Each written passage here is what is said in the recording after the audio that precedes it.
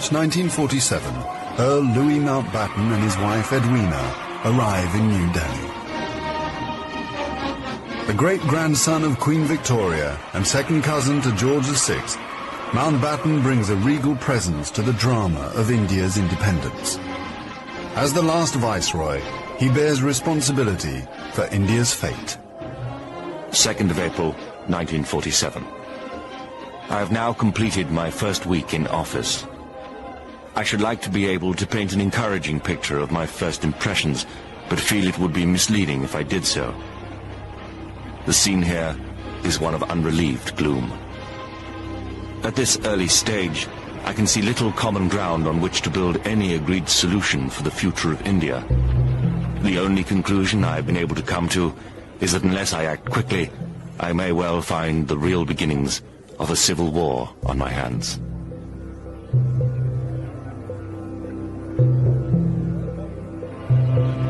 By May, attempts to create a unified India have failed. Gandhi retreats from political life. Muhammad Ali Jinnah, leader of the Muslim League, and Jawaharlal Nehru of the Indian National Congress concede to divide India. Fearing a total loss of control, Mountbatten brings forward the transfer of power to August. Two nations will be created by partition, a secular India and a new homeland for India's Muslims, Pakistan. Nehru addresses the people of India. Long years ago, we made a tryst with destiny, and now the time comes when we shall redeem our pledge. At the stroke of the midnight hour, when the world sleeps, India will awake to life and freedom.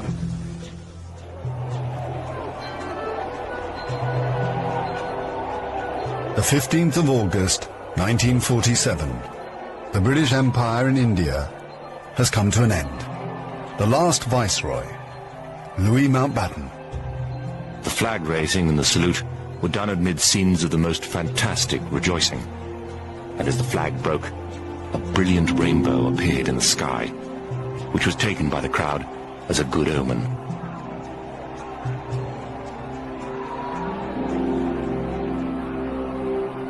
Qasim Muhammad. On the 15th of August came freedom. The freedom to burn, loot and murder.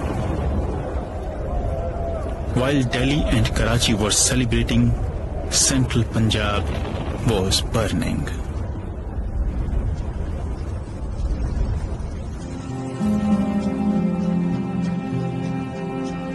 Between August 1947 and March 1948, 4.5 million Hindus and Sikhs are forced to migrate from Pakistan to India. 6 million Muslims must move in the opposite direction.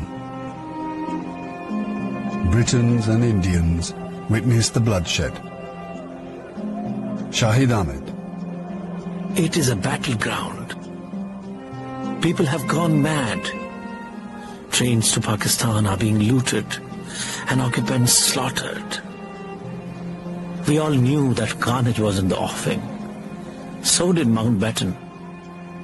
The British Empire, which tried to build India over centuries, can never live down this great tragedy.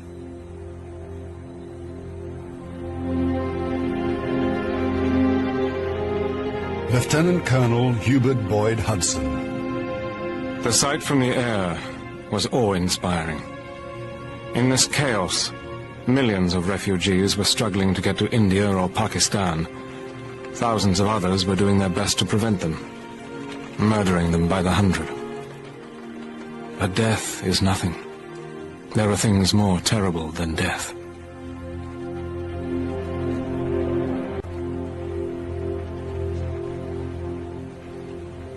$10 million people are displaced in the partition of India. 1 million are dead.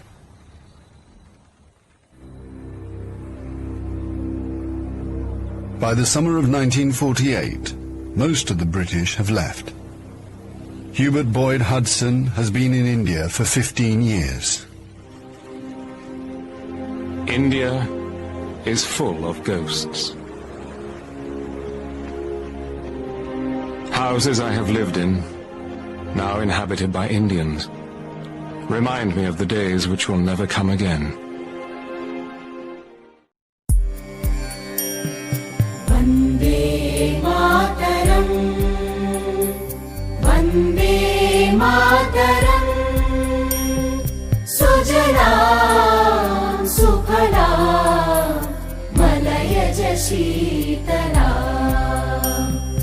Sasya Shyamalam Mataram, Vande Mataram, Shubhrajyotsna Pulakitayamini, Pullakusumita Drumadala Shobhini, Suhasini Sumadhura Bhashini, Sukhadam Varadam Mataram, Vande Mataram, Vande Mataram.